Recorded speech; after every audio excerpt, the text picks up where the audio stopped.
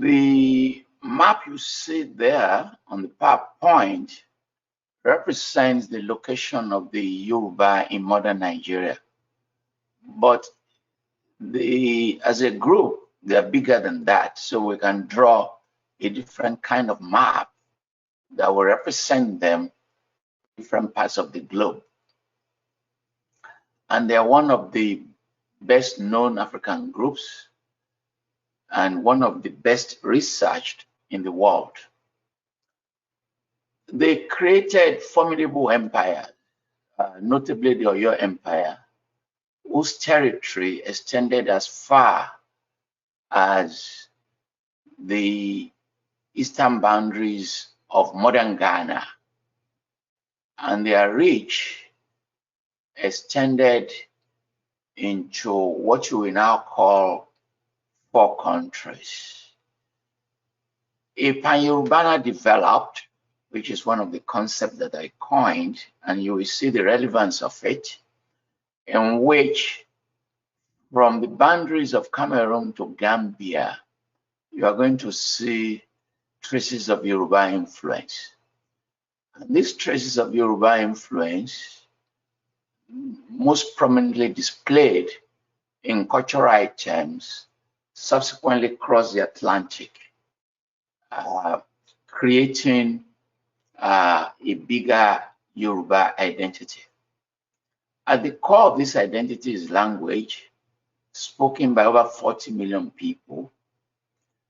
And as a diasporic culture, that language has spread with survival patterns in Brazil, in Cuba, in Haiti, and some other places. And that language is connected to visual symbols, to religion, to artistic creation, to literary creation, and to many things. In many ways, through that language and through the visual of its expression, a big archive has been created.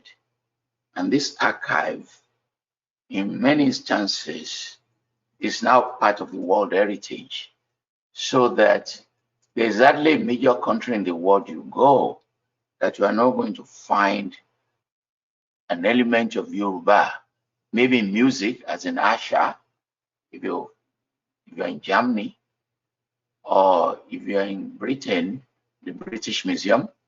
If you're in London, you go to Peckham, there's Yoruba food to eat. And if you're in Liverpool, some stores will even greet you in Yoruba language. From the 15th to the 19th centuries, most especially in the 18th century, the Yoruba were part of those who were funneled across the Atlantic. 2 things happened. The first is that due to the stability provided by the Oyo Empire, you are not going to find many Yoruba people funneled across the Atlantic, because that empire stabilized it. As the empire collapsed, and it began the process of that collapse, the Oyo Empire, in the late 18th century, that stability was gone, and thousands of Yoruba were funneled across the Atlantic. But then they became concentrated in countries like Brazil and Cuba, where they have been able to establish a dominant influence. If you look at the totality of the number in the slave trade, the Yoruba were lesser than some groups, other groups. But in terms of the cultural retention, their influence is perhaps the most prominent in Bahia, Brazil, in Cuba, in African cultures that spread globally, in terms of the Orisha, Santeria, Voodoo, Candomblé, some of the form variety where Yoruba influence also spread.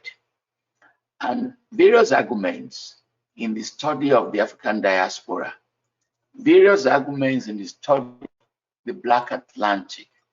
Various studies in the study of Atlantic history rely on the Yoruba data in terms of the arguments on the roots of consciousness, the roots of the African diaspora, in terms of the construction of Africanity, Africanism, African consciousness, whether it is the one by Cheikh Anta Diop or the one by Ashanti, you find the insertion of the Yoruba into it.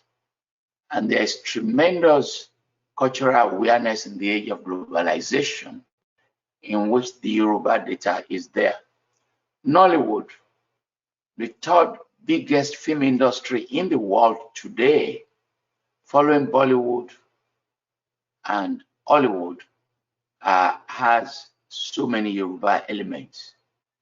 Today, if you fly British Airways, Lufthansa, if you click on World Cinema, you are going to find one Yoruba film or the other. Or if you go on Netflix, you are going to find a Yoruba film. If you click on Netflix today, you are going to find a major movie called Nimbe, which shows you the continuity of this culture. So those of us who study transnationalism, the concept of home and the homeland, the Yoruba data is very much embedded in what we do. And you can see many many universities in the West now are teaching Yoruba language as part of the relevance of this culture, the people. That is an introduction to this book that I'm talking about, and how this book shapes some of the conversation that I've spoken about.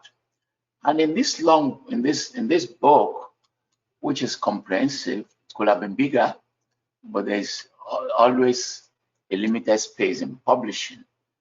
We spoke to the idea of the long historical period, the long historical formations, dating back to an archaeological period before Christ, dating back to 1000 AD, and linking that archaeology to geography, to the evolution of the people. And there is substantial late Stone Age evidence, early Iron Age evidence among the Yoruba. And by AD 1000, their first major kingdom, Ife, evolved, and we provided a lot of analysis on this kingdom. Thereafter, we turn to the growth of what we call complex societies. Bear in mind, the Yoruba became one of the most urbanized in Africa. But not only that, they organized themselves into kingdoms with kings, leading to the emergence of so many kings. And these complex societies showed the use of metals, and part of their achievements in carvings, in sculpture, have become part of World Heritage, recognized globally. Between the 15th and the 17th century, what you call the early modern in European history, a number of kingdoms and states emerged. The Egbe people, the Ijebu kingdoms, Owu, Ijesha kingdoms, and you have frontier states and zones in the forest, Ekiti, Okun, Igbomina, all emerging, establishing a great deal of relevance within the region with their neighbors to the east, the Benin Empire. We were able to discover, although no one has written on it, that while we focus on the spread of the Yoruba westwards, we have not done major studies on their spread eastwards. And we're beginning to see some of these influences as far as Central Africa. And this is some of the research that has to consume many of us in the years to follow. By the 17th century, a great deal of transformation had also taken place, which was the age of empire. The Yoruba became the most successful in building what we call land-based empire. Land-based empire relied on your capacity to create an economic basis of power, to develop a land army, and they were able to develop and operate land army based on the use of cavalry. But underpinning that army was an extensive, elaborate agrarian economy that produced massive surplus to generate tremendous wealth. And that wealth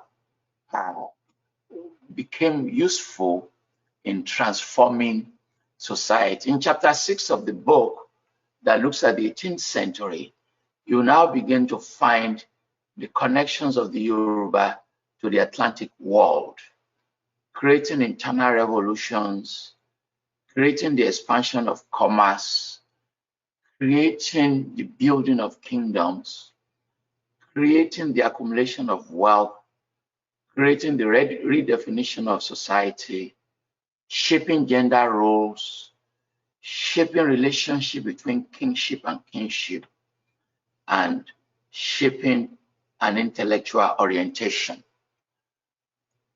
In later centuries, people began to divide African history to traditional Africa, modern Africa.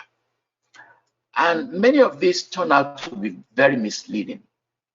And I will illustrate with a few examples about how these concepts were misleading. By the 17th century, many of what you call European traditions had spread to parts of Africa. People were surprised when they discovered that there were already French bred in parts of the Yoruba Empire and Benin Republic by the 17th century. They were surprised to find European objects. And archaeologists in Ghana were also surprised to find objects from China. That empire in the 18th century, its outreach was so extensive that goods came as far as North Africa, and it inserted itself not just into modernity, but into global forces. And by so doing, was able to become part of a larger global cultural exchanges.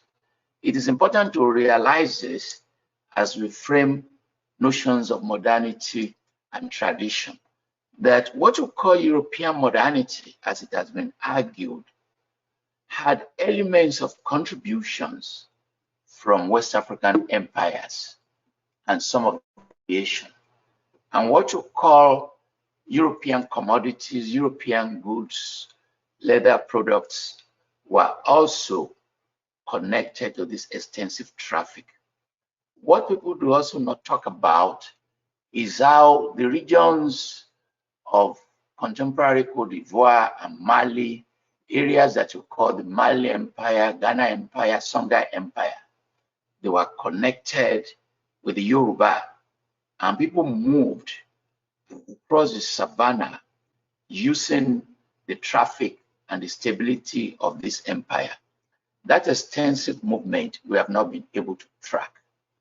The book wrote 4 chapters on the 19th century, which was very important in terms of the spread of the missionary activities, the creation of a new elite, the expansive network between Lagos and globalizing cities, the coming of the British, and the Yoruba wars that shaped many of the contemporary activities of the 20th century.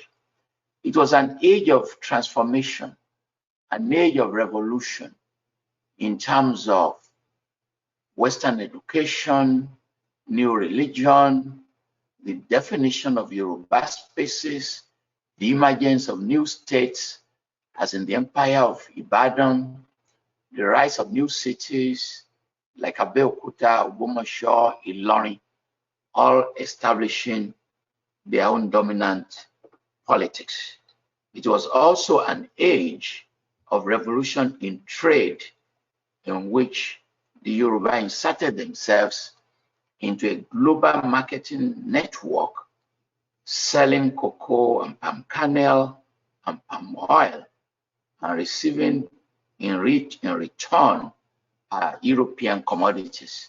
So that by the 19th century, many of what we call international objects, from mirrors to clothes to luxury items, had become elements of Yoruba goods that circulated very widely.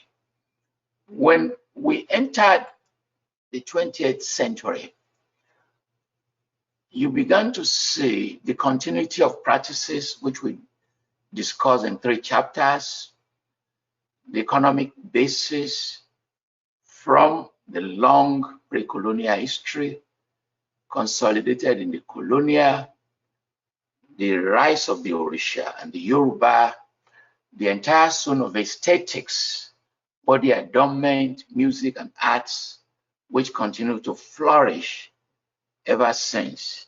And today, Yoruba dominant figures like Asha, Tiwa Savage, Gold, Sunny Ade, Ebenezer Obey, Fela Kuti, they built on these previous talents, further globalizing the Yoruba people and their cultures.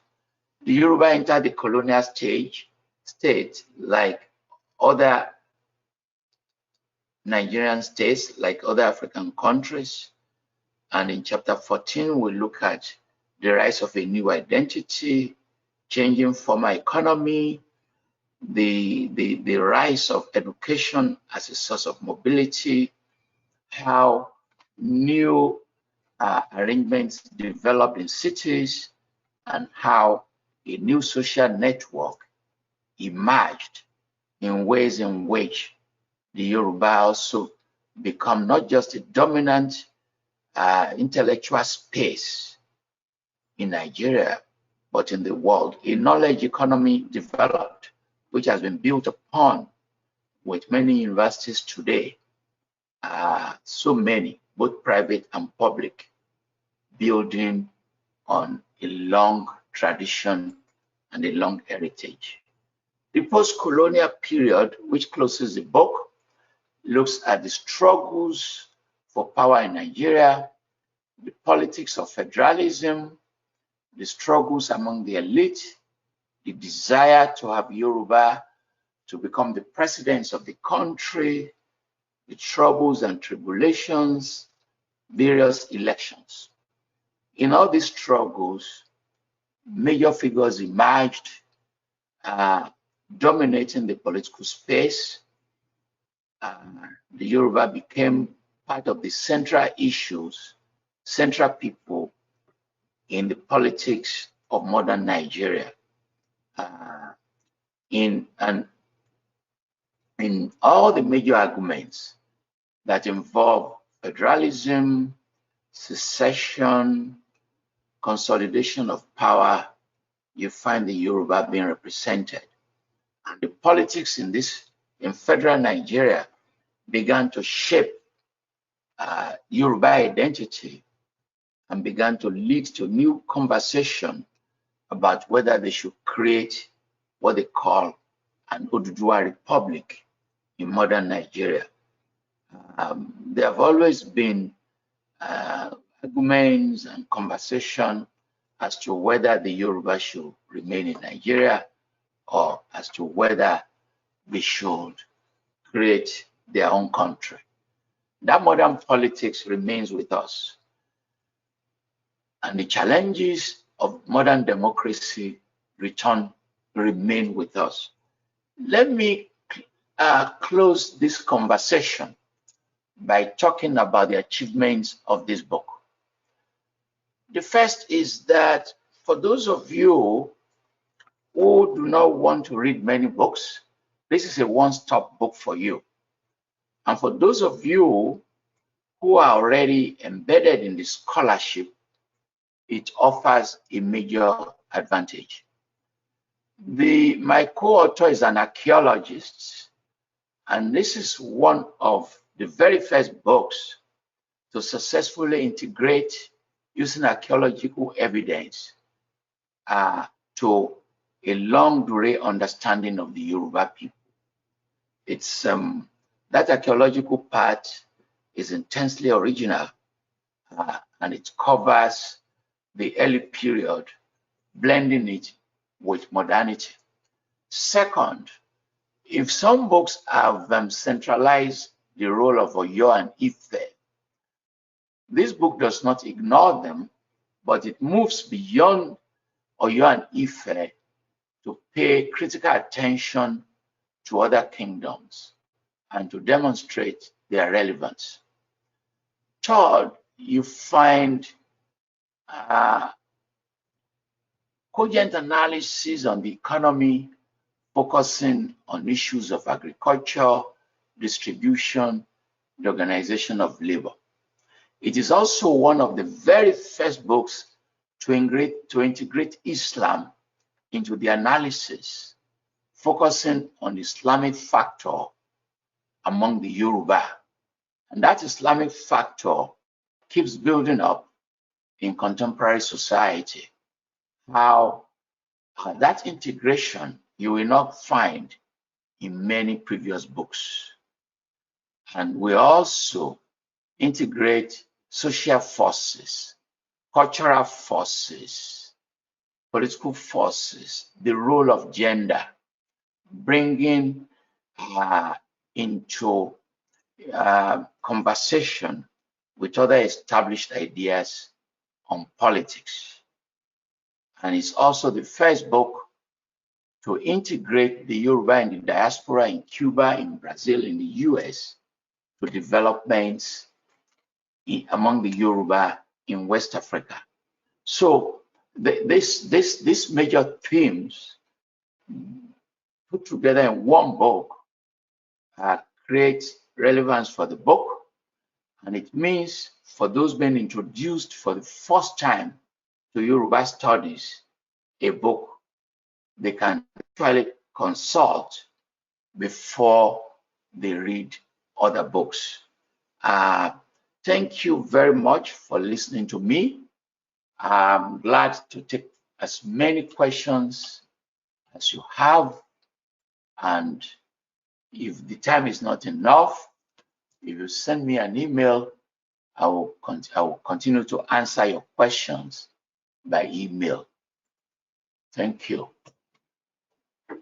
What is it about Yoruba?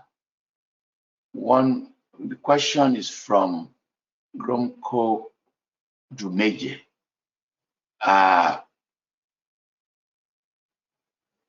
So many things. Look at the number.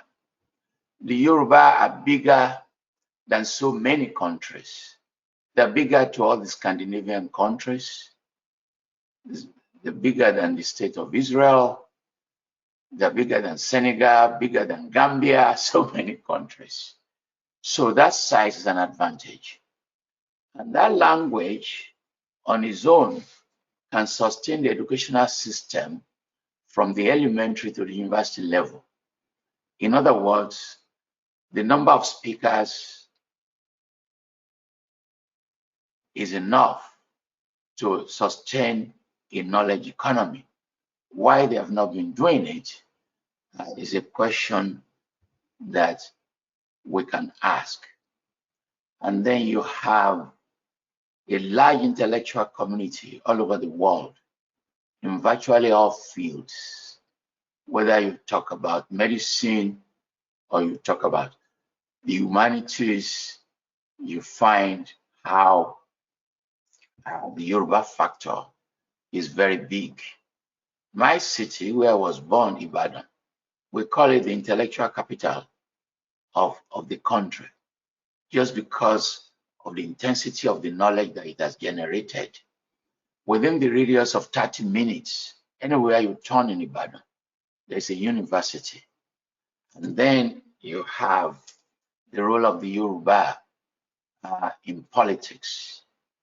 Major figures like MK Abiola, who successfully ran to become president, Obasanjo, who had been president under the military and the civilian rule twice. And if it's in business, the economy of Lagos, the GDP of Lagos is bigger than that of Ghana. Just to put things in perspective, when you combine all this, you find you can centralize the Yoruba in terms of its economic power, in terms of its intellectual power, in terms of its population, in terms of its global relevance, in terms of its international network. Question, please. Somebody asked a question regarding secession. So in the 50s, you find as Nigeria prepared for independence, there have been talks about the nature of that federalism in which the various regions were struggling to be at peace with one another. The country obtained its independence in 1960. Very quickly, the politics unraveled. By 1967, Biafra declared its independence. Since 1970, two forces have been at work in understanding the history of Nigeria. Forces that pull them to the center and forces that pull them apart. So what usually unites them is soccer. So if you can imagine if Nigerians play soccer every day, they will be united. But that's not possible. As people complain regarding the distribution of resources, complaints about differential pace in development, conversation on differential space on modernity, some people begin to say maybe the bigger size of Nigeria is slowing them down.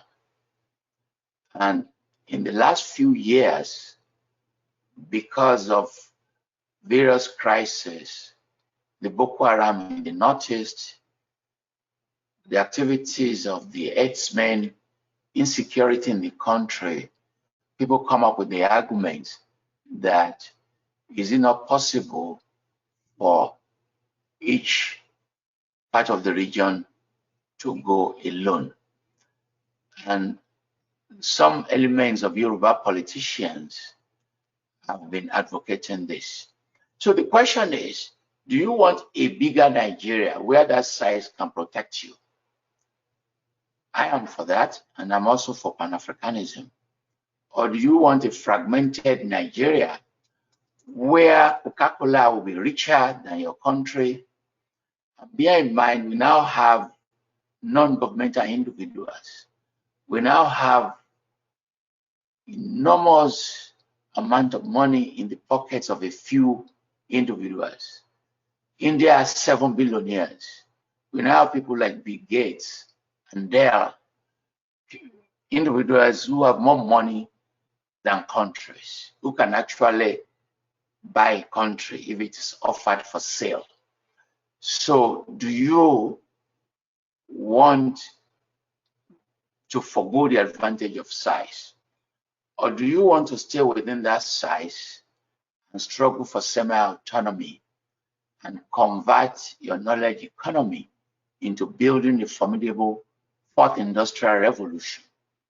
I've made the arguments in so many convocation lectures that by now, Lagos, the Yoruba people, may no longer be needing revenues from oil.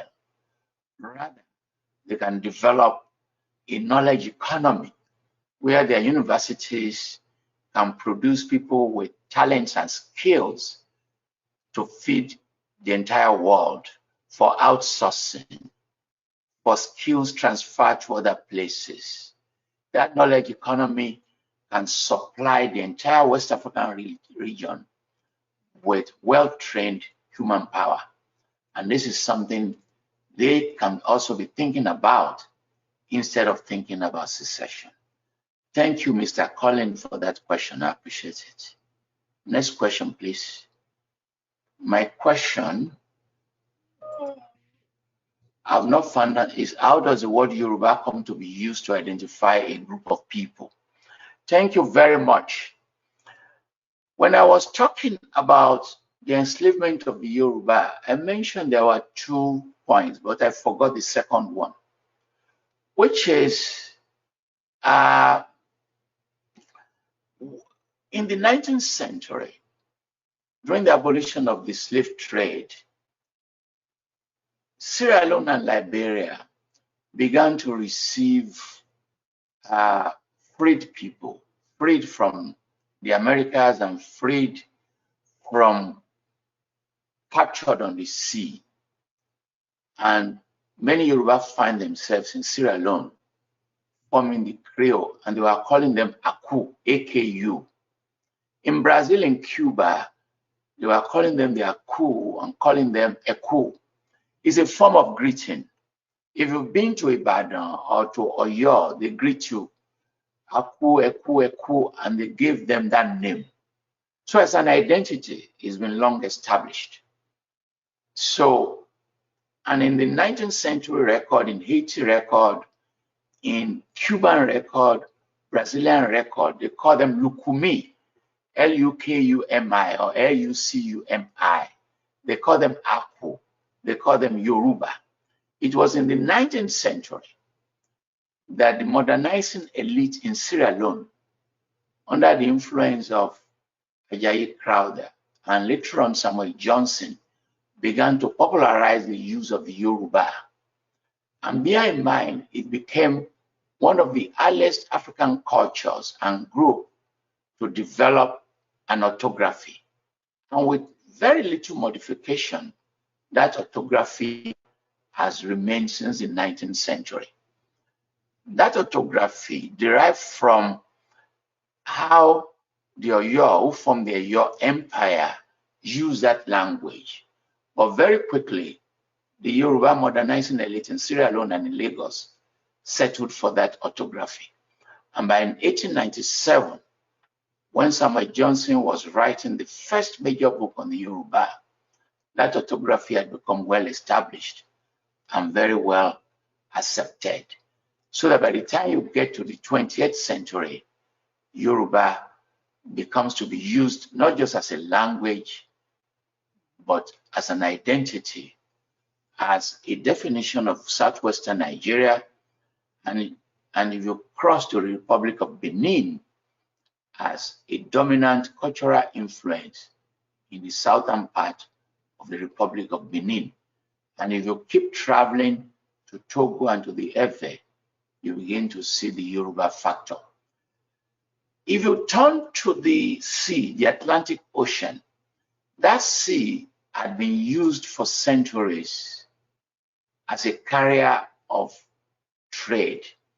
Abeokuta, the modern city that was formed in the 19th century, one of the biggest suppliers of adire, established a long trading route that stretched as far as Abidjan, selling those materials. For those of us who study migrations, you are going to find Yoruba in Senegal, Republic of Benin, Togo, Ghana, Gambia, in large numbers, not as a contemporary phenomenon. This phenomenon had been there. If you go to Gambia, if you say, I want to eat akara, it's the same in Bahia, akara. It's the same in Republic of Benin, it's the same in Lagos, it's the same in Ibadan. Or the masquerade. There's an annual masquerade festival in the Gambia, which is a Yoruba festival. To Tamale, Kumasi, you're going to find large Yoruba communities there. Remember the government of Busia send them packing. For those of you who know the maps very well, there are 3 routes that link the Yoruba across the entire West African belt. What many of you are familiar with is the coastal routes, which is still there. Remember, where the traffic is good and the road is good and the customs don't disturb you, from Lagos to Accra is less than a 7-hour trip by road. And you can keep going. You can keep going. In the 60s, 70s, the major singers, Haruna Ishola, Yusuf, rich people in Abidjan in Cote d'Ivoire, when they wanted to do a wedding, naming ceremony, their birthdays, they sent for bands in Lagos, Abeokuta, to play for them. Then there's the Savannah Road, which you can use. For those of you who know the map very well, the area of Ilorin, Ogbomoso, that you call the Savannah belt, you don't have to go all the way to Lagos to link with the rest of West Africa. You can take a bicycle from Nigeria and you can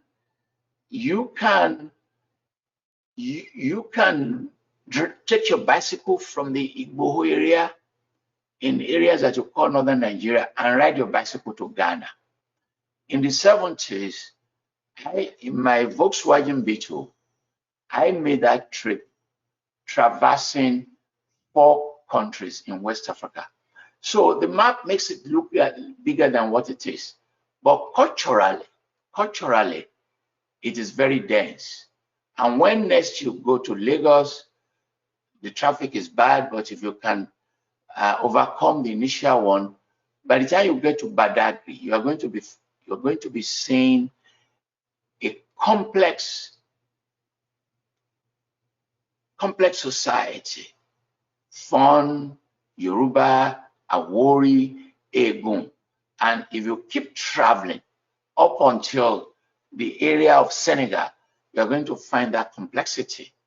So that indeed, if there is a possibility to build a formidable West African regional market based on the traditions, the cultures that have been there for centuries. Thank you. Next question, please.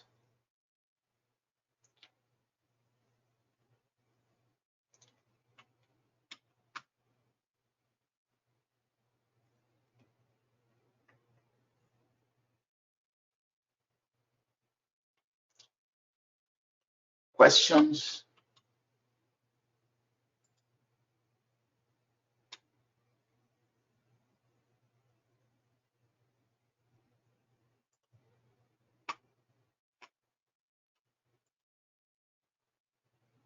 Questions?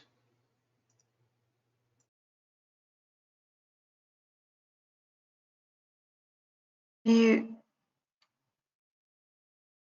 you see that question, Toyin?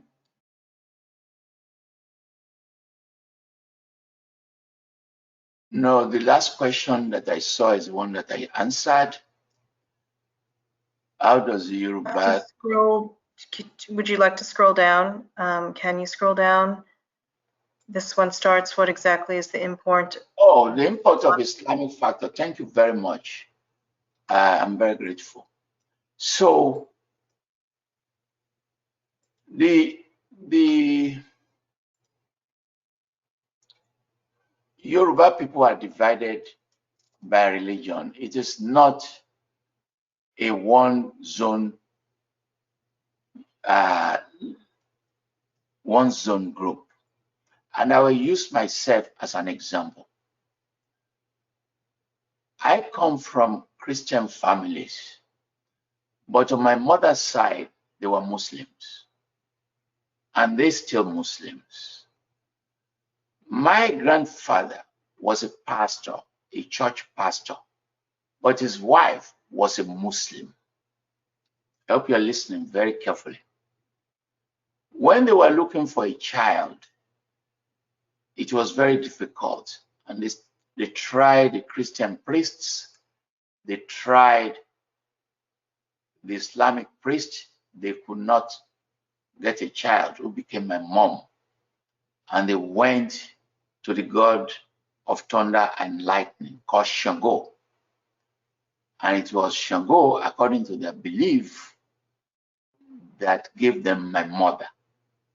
This story, just about me, illustrates for many years the Yoruba understanding of religion, tolerance. For many years, the Yoruba believed that you should not fight the other person because of religion. You should not. And they frame the argument by saying, you are not God. You do not know who is going to seal salvation, who is going to be saved in the great beyond. Why don't you leave the other person alone? Then comes the family organizing. There is no Yoruba family without a combination of members from those religions. Then comes kingship. That kingship, until recently in some places, among the Yoruba, whether it's Oni of Ife or the Alaafin of Oyo, they must recognize all those religions, celebrate with them, participate in their festivals. To get back to myself as an example, I was a singer when I was a teenager, playing what is called were, which became Fuji music today, popularized by Ayinde Barrister, Kollington, and with a host of younger people now dominating the space, Kwam, K1. I participated in it in the middle of the night, singing, composing songs. Nobody stopped me as a Christian. And when Muslims were doing their festivals, we joined them. And at Christmas, we shared food together. That Islamic factor has been dominant. And you find zones like Ibadan, Ede, in your question, I think by Jacob Babajide, you find how the impact of Islam is major. The European Union funded a major research, of which I was a member of the board, led Professor Insanolte of the School of West African Studies, University of Birmingham in England, on the daily lives of Muslims, a major project focusing on a number of cities, notably Ede, and they find how Islam has penetrated many aspects of cultures, many dimensions of Yoruba life. But it's not a new phenomenon. Islam has been moving peacefully to the south. Remember, the Yoruba word for Islam, in Malay, some people will say it means religion that came from Mali. The area of Mali Empire, where you spoke about Mansa Musa, you spoke about Sundiata, Songhai, people do not know that there was an extensive traffic between Western Sudan, Central Sudan, Eastern Sudan. We've been able to trace, and we have scholars who do that interaction between, and it looks as if it's so far away on the map. In actual fact, it's not, in terms of the cultural traffic. Islam has been coming from that area of the Western Sudan. And people will speculate that the Yoruba word for Islam in Malay simply means Mali. Of course, in stigmatizing the religion, some Christians redefined the meaning of that word. By the 18th century, Islamic communities had grown in various parts of Yoruba area, Lagos, the Oyo Empire, Ilorin. But what we speak about was the jihad of Uthman Dan Fodio in the early years of the 19th century that transformed northern Nigeria, replacing the Hausa kings with Fulani emirs. The northern part of the Yoruba places, Ilorin, was also affected by that, in which power shifted from the Yoruba to the Fulani, so that we now have the emir of Ilorin. But if you look at all the emirs of Ilorin, you'll find that they bear Yoruba names. They bear Yoruba names. The current one, they speak Yoruba. They're Fulani, but they speak Yoruba. They see themselves as Yoruba. If you see the prominent member of the Buhari administration now, Ibrahim Gambari, who is from Ilorin, he speaks Yoruba. His name is Agbola.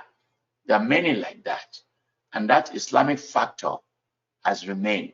What is creating problems today is how aggressive conversion, the rise of fundamentalism, the rise of Pentecostalism is creating a wide range of challenges and conflicts in religion. And it is something that people should talk about, and they should prevent the rise of conflicts in the region. Thank you for that question. The question from Remi Shunaya, is that the Islamic factor from her? How do you see the future of Yoruba culture and the language against? This is from Dr. Ajumoseoduduwa. Thank you very much. Thanks for the question. And people will never stop asking this question. And people are worried. They are worried because now we have Yoruba who are just Yoruba in names. That's one that is there. They are worried because there are thousands of Yoruba in the diaspora. They bear Yoruba names. They are worried because even in Lagos or Ibadan, among the Yoruba, children born in Nigeria, Republic of Benin, who speak only English or French, they are worried about that. And they are worried about the fear that the language can go into disuse. And why are they worried? Because we have endangered languages. We already have a number of African languages that are endangered. And the United Nations, UNESCO, they are worried about all of that. But they are also worried about issues around culture. And on this, there are new opportunities and there are fresh challenges. As to new opportunities, people should appreciate the expansive role of technology in the preservation of aspects of culture. I mentioned Nollywood some time ago. It is actually Nollywood and that technology, they are contributing to cultural retention.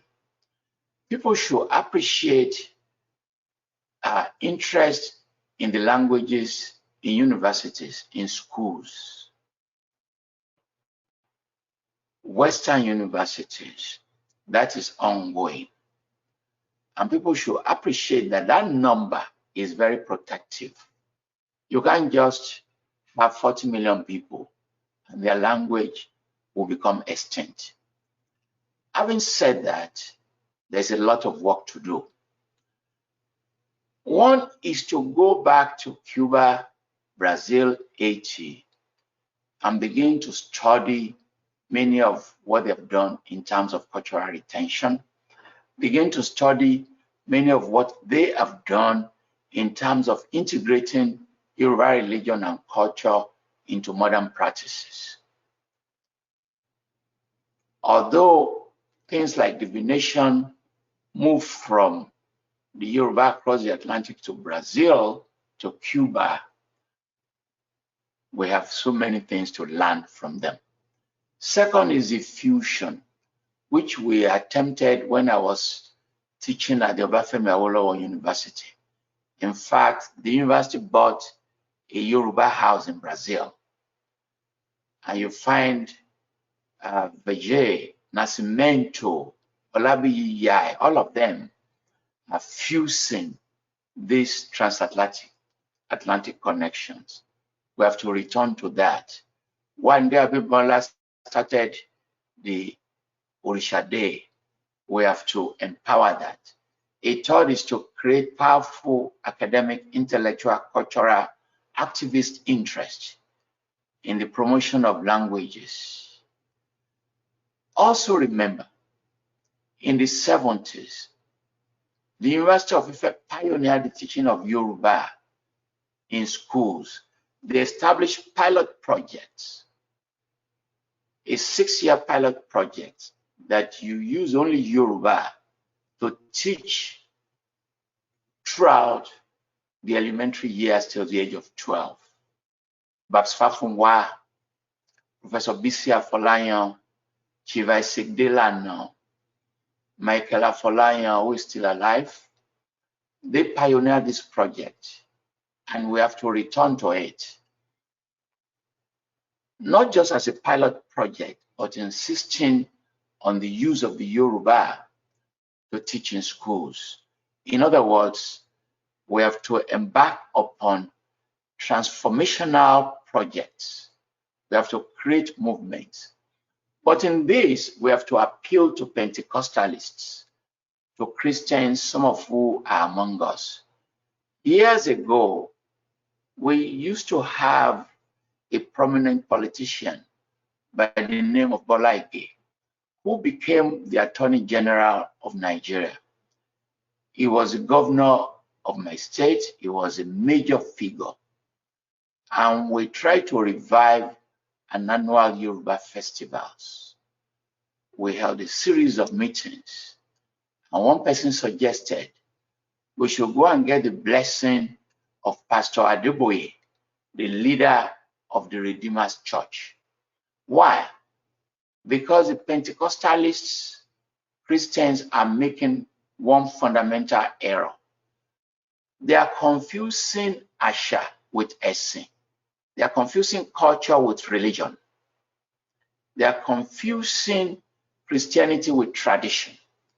And in that confusion, while they themselves borrow from those indigenous cultures, next time you listen to the major Pentecostal leader, Adeboye, listen to his prayer, listen to his sermons, you are going to find Yoruba influence in the way he puts his sermons and prayers together.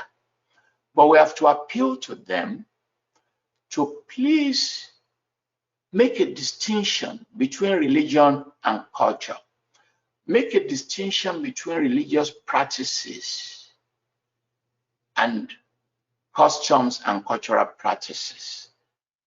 They shouldn't say the masquerade as paganistic, in quote.